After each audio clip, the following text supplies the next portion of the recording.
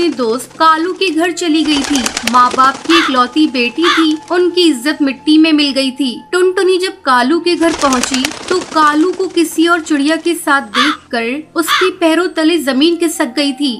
मैं तो कहीं की नहीं रही, अब कौन सा मुंह लेकर मैं घर जाऊं? मुझसे शादी का वादा किया और यहाँ दूसरी चिड़िया के साथ रंगरलियां मना रही हूँ। मैं सारे गहने जेवर लेकर इसके साथ शादी का ख्वाब देख रही थी। टुनटुनी निराश होकर घर की तरफ लौट आई। पूरे घोंसले में मातम पसरा हुआ था। घर के भीतर से रोने की आवाजें सुनाई पड़ी। तभी माँ की चीख सुनकर वो सहम गई।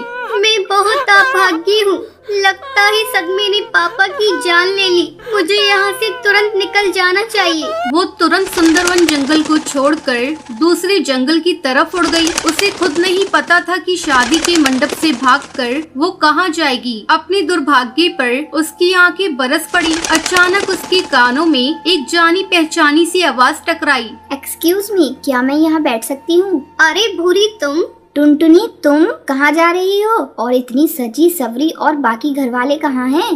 बस भूरी, इतने सवालों का जवाब एक साथ कैसे दूं? अब पहले बैठ जाओ। ये बच्ची तुम्हारी है, बहुत प्यारी है, पर इतनी कमजोर क्यों है? हाँ, मेरी ही बच्ची है गुड़िया। इसी के इलाज के लिए दूसरे जंगल जा रही हूँ। इसके दिल में छेद है, इसका ऑपरेशन करवाना है।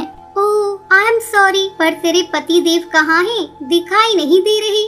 टुनटुनी, मेरे पति टुन्नू इस दुनिया में नहीं है। हमने उनके माता पिता की इच्छा के विरुद्ध कोर्ट मैरिज की थी। वो लोग ना हमें आशीर्वाद देने आए और ना ही हम कभी उनके पास गए। ओहो, ये तो बहुत दुख की बात है।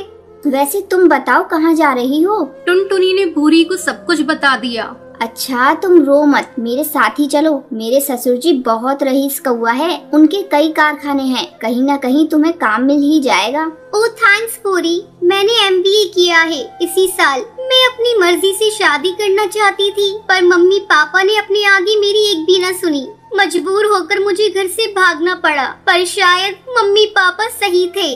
टुनटुनी की आंखों से आंसू गिरने लगे थे।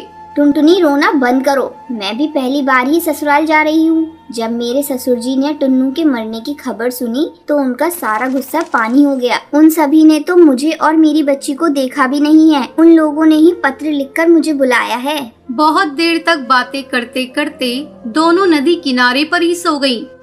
तभी अचानक एक तेज तूफान आ गया। चारों तरफ अफरा तफरी मच गई थी। तेज हवा से एक डाल सीधा भूरी के ऊपर आकर गिरी। उसके माथे से खून की धाराएं बह रही थी। टुनटुनी, मेरी एक मदद कर दो। मैं शायद जिंदगी और मौत से जूझ रही हूँ। मेरे